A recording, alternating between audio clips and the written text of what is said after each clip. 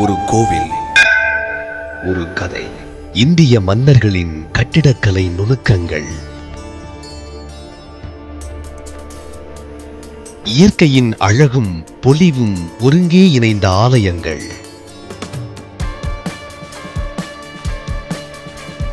மறையாத மகிமைகள் கொண்ட பாடல் பெற்ற ஸ்தலங்கள், ஆற்றலும் ஞானமும் தரும் திருக்கோவில்களின் வழிபாட்டு முறைகள், தல வரலாறுகள், பல்லவ சோழ விஜயநகர கோவில்களின் சிற்பக் கலைகள்,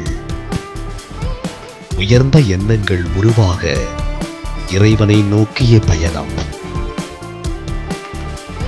ஒரு கோவில், ஒரு கதை.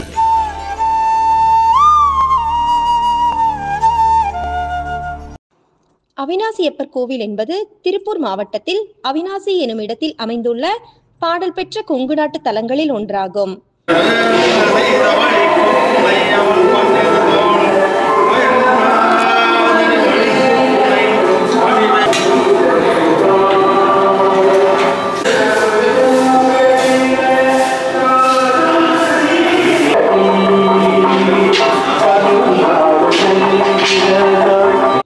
இது சிவபெருமானுக்கு அர்ப்பணிக்கப்பட்டது. மூலவர் அவிநாசி லிங்கேஸ்வரர், அம்பாள் கருணாம்பிகை, தல விருட்சம் பாரதி மரம். இது பழமையான சிவன் கோயில்கள் மற்றும் சுந்தரர் தேவாரத்தில் பாடப்பட்ட தலம். எந்நாட்டவர்க்கும் இறைவா போற்றி, ஏகம்பத்துரை எந்தாய் போற்றி, பாகம் பெண்ணுரு ஆனாய் போற்றி, காவாய் கனகத்திரளே கைலை மறையானே போற்றி போற்றி. சர்வேஷாம் அபிலிங்கானாம் ஸ்வயம் பாதாளவாசினாம் உத்தரே முத்திதா காசி தக்ஷணே தகனாசி. அநேக சதுர்யுகங்கள் கண்டது மூர்த்தி தீர்த்தம் தலம் எனும் மும்மை சிறப்புகள் வாய்ந்த கொங்கு 7 ஸ்தலங்களில் முதன்மையானதுமான திருப்பக்கலியூர் அவிநாசி எனும் திருத்தலமானது கருணாம்பிகை அம்மன் 1000 ஆண்டுகள் தவமிருந்து வலபாகம் பெற்ற ஒரு தலமாகும்.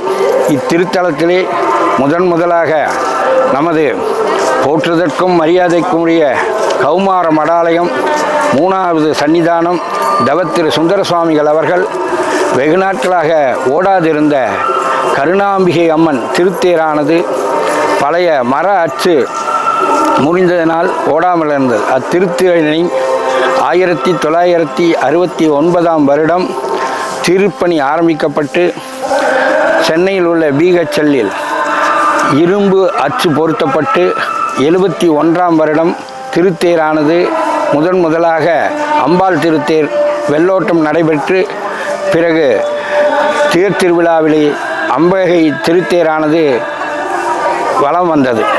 அதன் பிறகு 1974ஆம் ஆண்டு இந்த திருக்கோவில் தொல்பொருள் இலாக்காவிலிருந்து விடுவித்து ராஜகோபுரம் இல்லாமல் இருந்தது.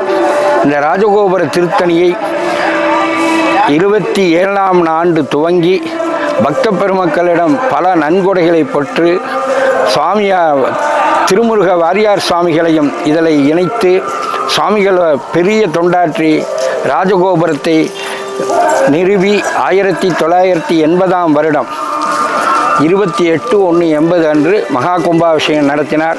அதன் பிறகு 1990ஆம் வருடம் திருக்கோவிலின் மிகப்பெரிய தேரான தமிழகத்தின் 3வது பெரிய தேரான திருத்தேர் தீக்கு இரையானது. அதன் பிறகு மீண்டும் திருப்பணி ஆரம்பிக்கப்பட்டு 3 ஆண்டுகளில் அவிநாசியப்பருக்கு புதிய தேரினை உருவாக்கி அதன் தொடர்ச்சியாக கருணாம்பிகை அம்மனுக்கு ராஜகோபுரம் தனியாக எழுப்பி 1993ஆம் ஆண்டு மிகப்பெரிய அளவிலே மகா கும்பாபிஷேகமானது நடைபெற்றது. மேலும் பல திருப்பணிகளை திருக்கோவிலில் நடைபெற நமது போற்றுக்குரிய 3வது குருமகா சன்னிதானம் அவர்கள் நிறைய திருப்பணிகளை செய்து அவிநாசியப்பருக்கும் அவருக்கும் உள்ள ஒரு மிகப்பெரிய தொடர்பினை ஏற்படுத்தினார் என்பதை தெரிவித்துக் கொள்ள கடமைப்பட்டுகிறோம். நம்ம பார்வதி பதகே ஹரஹர மகாதேவ. அடியேன் சிவக்குமார் குருக்கள், அவிநாசி லிங்கேஸ்வரர் தேவஸ்தான குருத்துவ மிராஸ்.